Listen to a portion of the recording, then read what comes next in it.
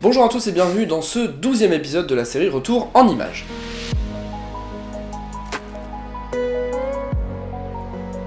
Cette fois-ci, on est bien rentré dans l'état de l'Oregon où on a commencé par visiter un lieu qui s'appelle le Oregon Dunes. Le Oregon Dunes, pour ceux qui ne connaissent pas, c'est tout simplement des dunes de sable qui sont sur la côte pacifique. Et en fait, c'est un endroit où en gros vous venez, vous pouvez vous garer sur un parking qui vous donne une vue un petit peu étendue, on va dire, de la côte avec ces fameuses dunes de sable et une forêt qui sépare les dunes de l'océan. Une fois arrivé sur place, on s'est dit qu'on allait marcher un petit peu, randonner un petit peu dans ces dunes et essayer d'aller atteindre la côte. On est donc descendu du parking et on a commencé à randonner, sauf que on s'est rendu compte qu'en fait, il y avait une boucle assez importante pour contourner la forêt et atteindre finalement l'océan, la plage à proprement parler, on va dire, et du coup on s'est dit, bon bah non, on va couper par la forêt. Ça fait vachement film d'horreur dit comme ça, non ? Finalement, c'est ce qu'on a décidé de faire, et dès qu'on avait commencé à rentrer dans la forêt, en fait, on s'est rendu compte tout bêtement que y avait des zones qui étaient inondées, notamment au niveau des sentiers. Bon, c'est un petit peu normal, hein, on est dans l'Oregon, il pleut beaucoup. Et en fait, on s'est aussi rendu compte que les sentiers menaient pas vraiment là où on voulait, que ça nous faisait faire un peu des détours, bref, on n'était pas rendu, donc on s'est dit, bon, on va rebrousser chemin. Et c'est en revenant sur le pas qu'on a vu cet immense nuage noir, et on s'est dit très rapidement qu'il allait nous tomber sur le coin de la tête. Pour le coup, ça n'a pas loupé, le nuage s'est bien vidé, on a eu 20 minutes de pluie à peu près sans discontinuer. Donc du coup, on a refait le chemin inverse sous la pluie, tout simplement, avec des bonnes bourrasques de vent, bref, on s'est bien fait rincer. Cette belle averse était donc pour moi l'occasion de tester la résistance du Everyday Backpack de Peak Design, et sans grand suspense, je peux vous assurer que il a très bien tenu. Alors il a mis plusieurs heures avant de correctement sécher, en même temps vu ce qu'on s'était pris c'est un petit peu normal, mais par contre à l'intérieur il y avait juste une petite ambiance humide, mais par contre le matériel en lui-même, quand je l'ai touché et j'ai regardé un petit peu son état, il n'y avait aucune trace d'humidité, il n'y avait pas de gouttes, rien du tout qui avait transpercé le sac. Du coup c'était un bon point pour le sac et ça m'a confirmé dans mon achat pour la suite du road trip.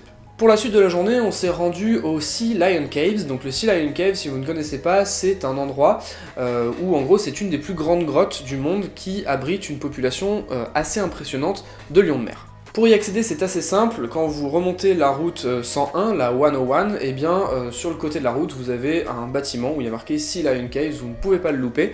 Et ce bâtiment-là vous permet d'accéder à un ascenseur qui vous fait descendre dans la grotte. Pour être franc avec vous, c'est un ascenseur qui n'est pas donné du tout, puisqu'à 14$ l'aller-retour, je peux vous dire que faut vouloir y aller. Mais bon, là n'est pas la question, on a quand même décidé d'y aller, donc on a payé les 14$ par personne, et du coup on est descendu par l'ascenseur. En arrivant en bas, vous avez accès à une sorte de plateforme qui vous permet d'observer les lions de mer. Donc c'est un endroit où en gros la voûte de la grotte est assez haute et donc vous avez quand même un bon point de vue, c'est plutôt chouette à observer. Par contre, ce qu'il faut savoir, c'est que la luminosité est vraiment très faible. Alors nous on y était sur un jour où en gros il faisait très gris dehors, mais c'est possible que certaines journées dans l'Oregon il fasse vraiment beau. Ça nous est arrivé un peu plus tard dans le road trip et en gros là peut-être que le soleil peut refléter dans l'eau et du coup ramener de la lumière dans la cave, mais là c'était clairement pas le cas, on avait vraiment une lumière qui était très très douce dehors et à l'intérieur forcément c'était une cave, donc du coup c'était très très sombre et j'ai vraiment galéré à faire des photos nettes. Donc très honnêtement, si vous voyez que vous arrivez à rien tirer de ça, profitez du moment, lâchez votre appareil photo et observez les lions de mer. Toujours sur cette même plateforme, vous avez un coin un petit peu exposition où on vous explique un petit peu tout ce qu'il y a à savoir sur les lions de mer, comment ils vivent, pourquoi ils viennent là, etc. Et vous avez une autre partie où vous voyez de l'autre côté, en gros vous avez une vue un peu plus dégagée sur la côte et vous avez la vue sur un très très beau phare. Malheureusement, ce phare là en fait c'était vraiment pris dans la brume, j'ai essayé de faire quelques photos mais je vous les montre pas parce que très honnêtement elles sont mauvaises. Pour terminer la journée, on a quand même décidé d'aller au pied de ce phare, le Eseta Headlight House. Et en fait, vu qu'on avait pris pas mal de pluie et qu'il fallait encore un petit peu randonner pour aller au phare, on s'est dit que, bon, on allait faire une croix dessus.